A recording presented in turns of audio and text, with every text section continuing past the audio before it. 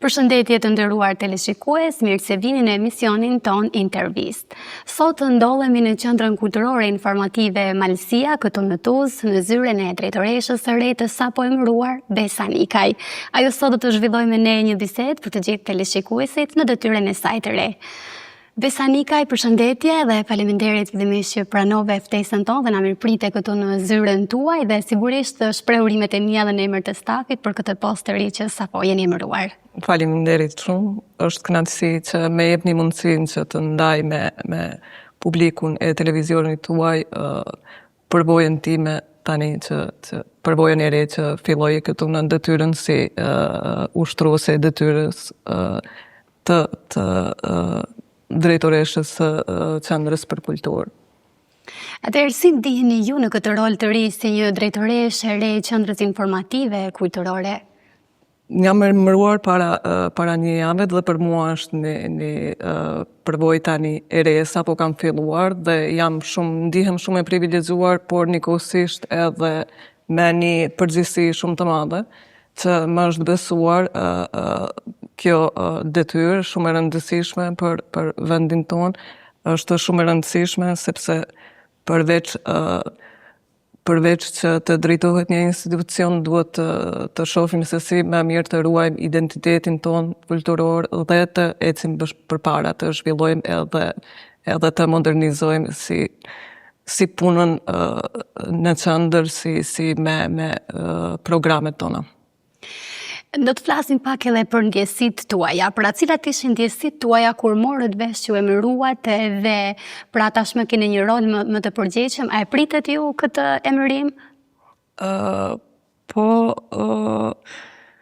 Unë edhe tash disa vite kam punuar në komunë, në sekretariatin për vetëqeverisje lokale, në sektorin e kulturës.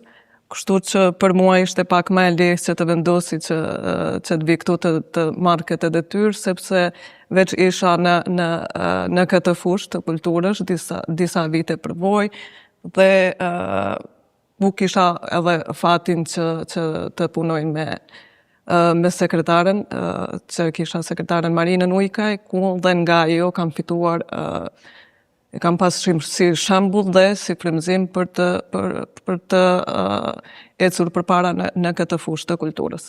Atëherë, duke qenë se ju keni edhe një përvojë duke punuar në sektorin e kulturës dhe të artit, duke promovuar sa më shumë aktivitete të ngjashme pra në bashkëpunim, a mendoni se kjo përvojë do t'ju ndihmojë ju në drejtimin dhe në udhëheqjen e Qendrës Kulturore Informative këtu në Tuzë? Po, patjetër që mendoj që do të më ndihmoj, edhe kjo ishte një arsye, si më thënë, që unë edhe e pranova këtë detyrë, sepse një detyrë e tillë, sidomos për mua që nuk kam përvojë si drejtuese në ndonjë sektor, domethënë ishte pak e vështirë për t'u vendosur, por përvoja ime që kam pas në organizime të këtij lloji të kulturës, domethënë më ka ndihmuar që të pranoj këtë ofertë.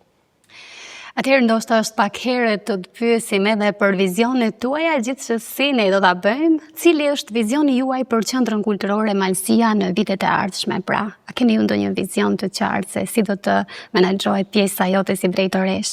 Po, mendoj që Qendra Informative Kulturore të vazhdoj me ruajtjen e kulturës, e identitetit, të jetë derë hapur më së pari për krijuesit lokal që merren me çdo lloj të artit, që të jenë këtu të mirëseardhur dhe të përkrahur nga kjo qendër, që t'i promovoj ata dhe jo vetëm t'i promovoj, por të shohim se si mund t'ju japim mundësi edhe t'u ndihmojmë në krijimin e artit, t'i nxisim edhe të rinjët. Mendoj se është shumë e rëndësishme që ne të kemi një plan dhe një program që në të ardhmen si mund t'i nxisim të rinjët, duke filluar edhe fëmijët, pastaj edhe të rinjët që të merren me art, që të jenë më të afërt me kulturën dhe ta ruajnë atë dhe ta çojnë përpara. Po përsa ju përket projekteve më të afërta, a keni ndonjë projekt pra çfarë planifikoni, por ndërkohë edhe qendra kulturore për kulturë pra është duke restauruar, si mendoni se do të zhvilloni këto aktivitete?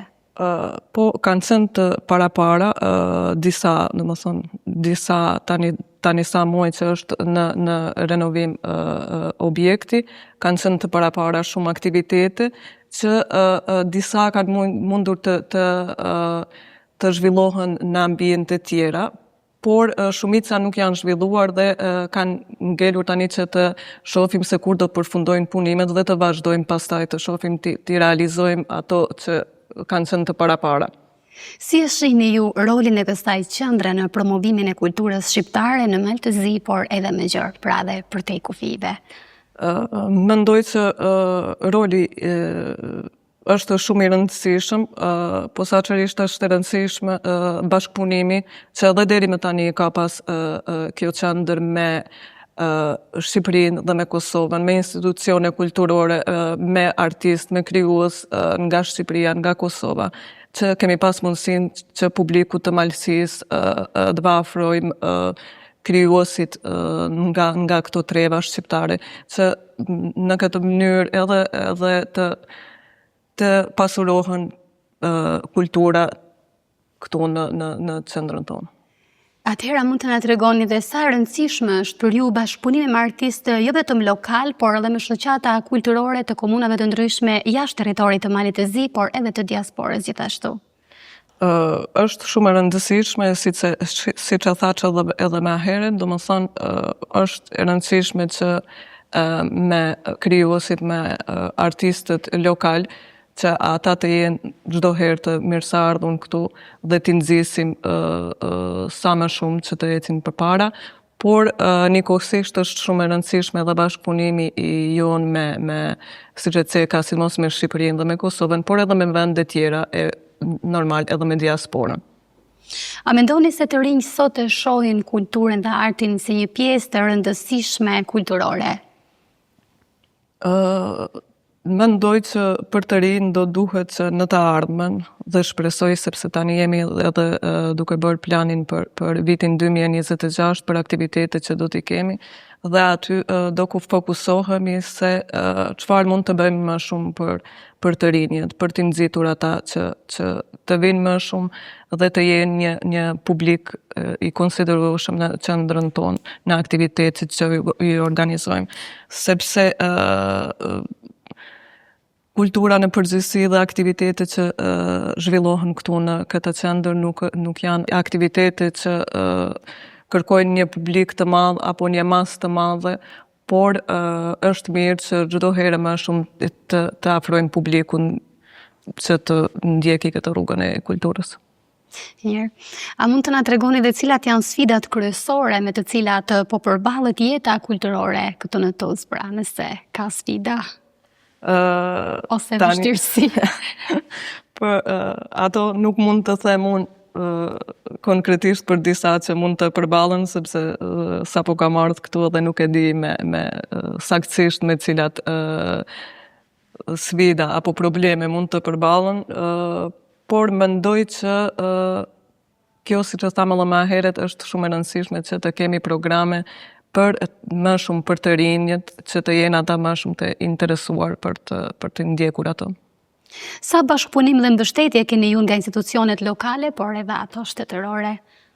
Ne kemi mbështetje normal nga komuna e Tuzit, që është themeluese e qendrës informative kulturore, që ndan buxhetin, domethënë për qendrën tonë, dhe mbështetje tjetër nga institucionet tjera shtetërore nuk kemi. Si e shihni të ardhmen e qendrës kulturore informative këtu në Tuzë, pra cilat janë synimet afatgjata të saj?